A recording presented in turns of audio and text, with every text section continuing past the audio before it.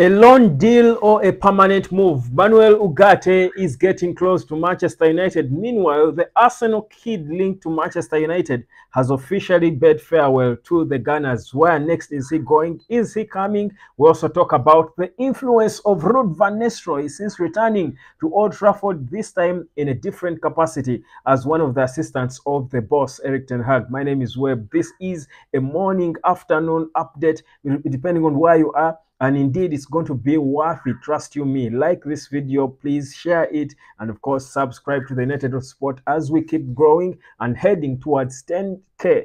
10K subscribers, guys. That's the goal. That's the goal. Now, let's get into it. So, guys, the latest about the transfers is that the talks of Manuel Ugarte seem to be taking a different twist. Of course, we've spoken about how United were willing to pay a certain fee, which PSG were not willing to take because United wanted to pay just about 38 million euros for him. PSG wanted 51 million. Now, United is saying this is a lot of money. In fact, PSG wanted 59 million, if it would be precise. And now, United seem to be stuck in a sell to buy situation where if we don't sell players, we won't be able to sign more players clearly. And it seems every day that the interest in Casemiro from Saudi is a bit slower than we expected. So things are not moving to the speed that Ineos were expecting. And in fact, now that it's looking so scary that they're twisting. United is sort of twisting from trying to buy Manuel Ugarte to probably be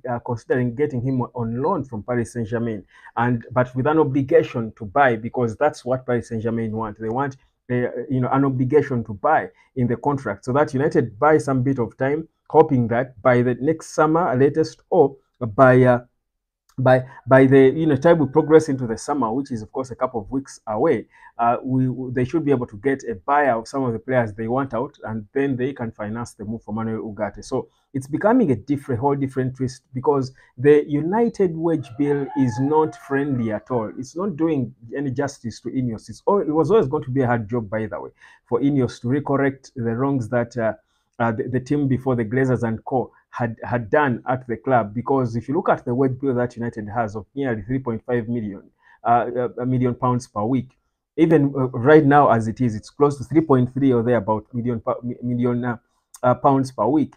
United has got to let go of certain players if you're going to bring in players like Ugarte, because Ugarte is currently on about 110,000 euros per week with Paris Saint-Germain. So meaning if he joins Man United, it will be for no less than 120,000 pounds per week. That's I think that should be his wage, or probably 150,000 pounds or thereabout. I don't expect him to take a pay cut. So it's certainly a difficult situation that the club is in, that they're in a situation where they've got to sell to buy. But either way, Ineos are intent on bringing in Manuel Ugarte, even if it means them committing to getting him on loan, but being obliged to buy him, even if it doesn't go well at the end of next summer. So that's where, again, the solutions need to be found as early as yesterday. Now, speaking of solutions, if there is one solution that was found, it should be that of Ruud van Nistelrooy and the issues we had in the final third. You do recall that at one point in Man United in our season, the biggest issue was how terrible we were in the final third,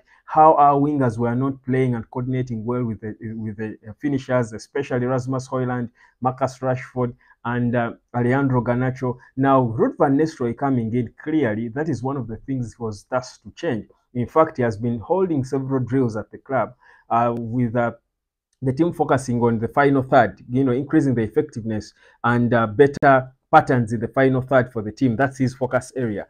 And you clearly saw how Marcus Rashford looked sharp, I think, in the last game he played.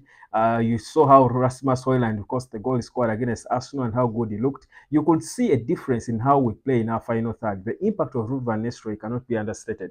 It is clearly there, but also his personality, the aura, everything that's about him.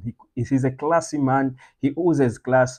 The way he carries himself, he's a role model to all these players. When he talks, they listen. The movements, the way he communicates to them, the way his mentality, it was always going to be a big opportunity for young players in this Gen Z age, in these entitled, lazy, big earning players, to get an opportunity to see a player like Ruud van Nistelrooy around them, to have him around them, and get to tap into the wisdom, the mentality, the character, the personality of someone who excelled at the peak of the Premier League. In the times when he excelled, Ruud van Nistelrooy was the best finisher by far in the Premier League.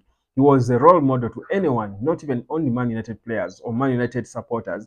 He was a role model to everyone. He was a model striker, a model finisher in the Premier League. He was in that competitive Man United where the mentality, the standards you had mattered if you are going to stay there. For me, I think that's a big time opportunity, and you can see what's happening now, and that is why Ineos, brought him, convinced him to join the team, not just for his knowledge in terms of scoring and attacking and improving the attackers, but in terms of his personality that players can learn of him. It's not like he's a player that he will show them how he behaves as a player, but he knows what a professional player is supposed to do to maintain top levels at a club like Manchester United. So it's already evident, and that's why the young Arsenal kid, Chido Obi Martin, is most likely, because he confirmed that he's leaving Arsenal in a statement. The club confirmed before, but he confirmed it himself, of course, bidding farewell to them in a nice, beautiful statement,